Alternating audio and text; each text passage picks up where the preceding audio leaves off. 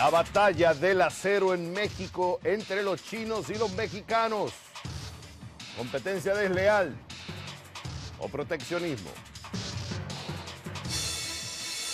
El acero es clave para la industria de la construcción, para la industria automotriz, para la fabricación de máquina pesada.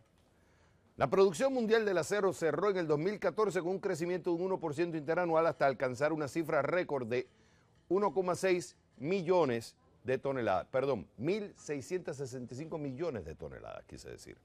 Cerca del 50% de la producción mundial, ¿de dónde proviene? De China. ¿Qué pasa? Como la economía china crece menos, esto afecta a la demanda del acero. Se construye menos, se demanda menos acero. ¿Qué hacen los productores chinos? Buscar otros mercados para poner su excedente porque la producción no disminuye. Aquí entra México. El segundo productor de acero de la región. América Latina es el segundo destino más importante para el acero laminado chino. China exportó 3,8 millones de toneladas a la región, un incremento del 12% respecto al mismo periodo del año pasado, según la Asociación Mundial del Acero. México estuvo entre los 4 países que más aumentaron sus importaciones en ese lapso. 66% a tasa anual. México cada vez importa más acero chino. ¿Qué pasa? Los productores de acero mexicanos reclaman al gobierno que le pongan un arancel de hasta el 35% a los productores chinos. ¿Por qué? Ellos argumentan que es una práctica desleal. ¿Cómo? Las empresas chinas están subsidiadas y apoyadas de forma irrestricta por el gobierno, operando en un ambiente menos competitivo, lo que le permite tener precios más bajos y así competir entonces con los productores de acero mexicanos, lo que los pone en desventaja. Con este contexto, hace un rato me senté con el director de comunicaciones Francisco Orduaño, de Altos Hornos de México. Es el segundo productor de acero en México. Y esta fue nuestra conversación. Francisco Orduña, tengo aquí en mis notas, y quiero que me diga si esto es correcto, que ya se han perdido 8.000 empleos en lo que viene siendo la industria del acero. Ustedes en Altos Hornos anunciaron un recorte de 4.500 empleos, o sea, el 23% de la plantilla. Uno dice, ¿por qué no buscar otras formas de cortar costos en otros lugares para ser competitivos con los chinos antes de tener que cortar esta cantidad de empleos, que es un impacto grande? Así es un impacto bien importante, sobre todo en una zona donde nosotros estamos asentados, el estado de Coahuila, limítrofe con Estados Unidos, donde buena parte de la actividad económica depende de la actividad minero-siderúrgica que nosotros desarrollamos. Ahora, y nosotros aplicamos un plan de... ¿Sí? Siga, disculpe que lo interrumpí, siga. Ok, nosotros aplicamos un plan general de ahorro entre lo que comprendió cancelar algunos programas de inversión y algunos trabajos que se venían desarrollando dentro de la planta, y ese fue personal que quedó flotando y obviamente la empresa no lo podía mantener y tuvimos que también aplicar un primer recorte de personal. Yo veo que además tuvieron que recortar, hacer una suspensión, no un recorte, sino una suspensión de inversiones de 246 millones de dólares. O sea, no solo han tenido que hacer un recorte de una mano de obra bastante alta, porque eso tiene un efecto dominó en la región donde operan, sino que además han tenido que cortar, evitar o suspender una inversión de 246 millones de dólares. ¿En qué iba esa inversión y por qué decidieron suspenderla? Básicamente eran plantas de valor agregado enfocadas mucho a la industria automotriz, que es el principal nicho de mercado que hay en este momento en México, porque importa la mayor parte de los materiales de acero que utiliza en la fabricación de carros. Prácticamente más del 85% del acero automotriz llega desde el extranjero, casi todo de países con los cuales tenemos tratados de libre comercio, y esas inversiones estaban dedicadas a ese nicho de mercado, pero dada la contracción de las finanzas de la empresa, se decidió suspender momentáneamente esos programas hasta que recuperemos el control financiero. Ahora, Francisco, yo a veces voy a tratar de ser un poco escéptico y quiero que entienda que es un escepticismo por metodología.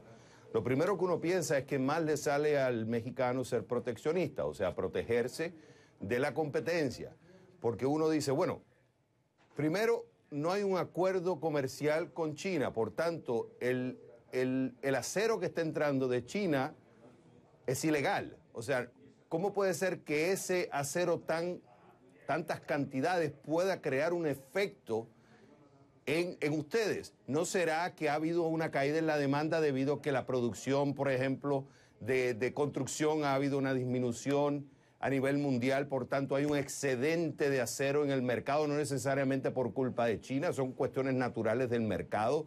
Puede ser que ustedes a lo mejor tengan que hacer un ajuste como industria, pero no necesariamente estarle echando la culpa a los chinos. Eso diría, digamos, el abogado del diablo. ¿Qué dirían ustedes en este caso?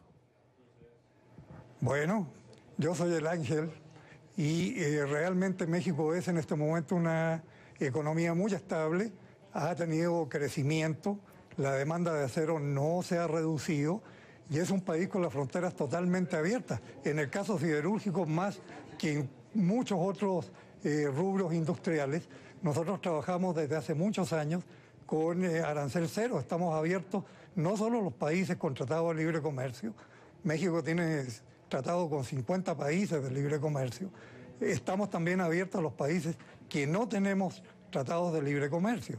Y el problema es que el acero chino estaba ingresando a México, no ya digamos debajo del precio racional internacional o debajo del precio de venta en chino, sino que está llegando por debajo de los costos de producción.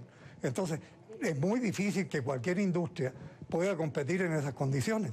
Nosotros venimos de terminar un programa de inversión que le llamamos el proyecto Fénix, de 2.300 millones de dólares, básicamente en plantas de valor agregado también, y eso es un problema que no podemos enfrentar. O sea, después de pasar esas inversiones, encontrarnos con que nos están metiendo acero en calidad de dumping a precios realmente que no corresponden a ninguna racionalidad.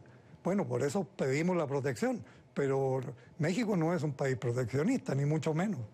Y ahora, Orduña, yo veo el sector automotriz, tengo en mi data acá que el 30% del armado total de un auto es en acero. O sea, la industria automotriz en México es muy importante y el acero también, y es un costo importante dentro de la armadura. Algunos argumentan que si ustedes ponen un arancel que quieren hasta del 35%, escuchado, otros hablan del 25%, pero un alto arancel para protegerse, digamos, de esta competencia que ustedes llaman desleal por parte de los chinos, estaría afectando entonces a otros sectores que sí le conviene tener un acero más barato. Entonces no sería contraproducente, sí, ustedes se estarían protegiendo como industria, pero estarían afectando a otra industria que también es importante, como sería la automotriz en México. Bueno, mira, realmente el acero automotriz llega básicamente prácticamente el 80% del acero automotriz que ingresa al país viene de los países con los cuales tenemos tratado de libre comercio. No se verían afectados ese 80% por ningún arancel que se ponga. De hecho, ya no estamos hablando nosotros de una salvaguarda, no de un arancel. Y el resto del acero entra con programas especiales que tiene México, como las importaciones temporales, que están destinadas precisamente a bienes que se arman en el país y que vuelven a salir del país. Esas importaciones están protegidas, tienen canales especiales de ingreso y no pagan aranceles. Entonces, realmente, hipotéticamente, si se llegara a aplicar un gravamen al acero, el acero automotriz que podría resultar afectado representa un 1.5% del consumo nacional. El consumo nacional de acero automotriz en México son 7 millones de toneladas. Estamos hablando de que se llegaría a afectar 100.000 toneladas de esos 7 millones. Y sin embargo, esos 100.000 toneladas pueden ingresar también a través de programas especiales. Entonces no hay esa afectación. Lo que estamos haciendo nosotros ahora, en conjunto con la Secretaría de Economía, porque anoche hubo una junta donde llegamos a acuerdos bien importantes para controlar el problema del acero, lo que estamos haciendo es trabajar con otras cadenas industriales que podrían resultar afectadas si se ponen estos gravámenes. Por ejemplo, línea blanca, construcción, otro tipo de industria, pero en principio tampoco resultarían afectadas. Ahora, Francisco, me quedan 40 segundos. Digamos que el gobierno decide no poner un arancel. ¿Qué pasaría entonces con ustedes? Ya hay un acuerdo que se tomó la noche de ayer, donde se toman diferentes medidas para controlar el ingreso del producto a México. Se endurecen las medidas que aplica México. Hay un acuerdo también para reformar la ley de comercio exterior donde sea necesario, para igualarla con la de Estados Unidos, por ejemplo. Y hay un tercer acuerdo que es en 2 semanas contar con una barrera de protección frente a los países con los cuales no tenemos tratado. La batalla del acero en México, proteccionismo o competencia desleal, es un debate que apenas comienza. Francisco Orduña, fue un gusto haberlo tenido en el programa. Es una batalla mundial, no es solo de México, ¿eh?